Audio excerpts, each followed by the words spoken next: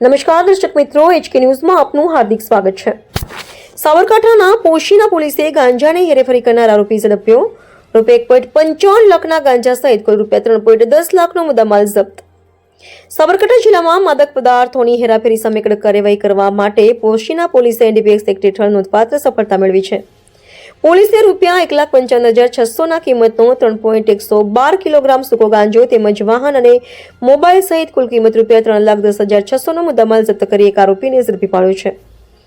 Poshina police સ્ટેશનના police inspector Shri DN સાધુ તથા police sub inspector Shri RK ગજ્જરના માર્ગદર્શન હેઠળ તારીખ 31/1/2026ના રોજ પોલીસ સ્ટેશન આગળ વાહન ચેકિંગ હાથ ધરવામાં આવ્યું હતું।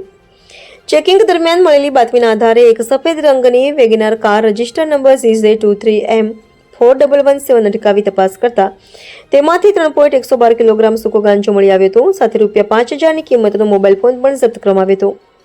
પકડાયેલ આરોપીનું નામ દીતાભાઈ ખેતાભાઈ બુંબડિયા, રહે વલસાડી, તાલુકો પોશીના, જિલ્લો સાબરકાંઠા હોવાનું જાણવા મળ્યું હતું।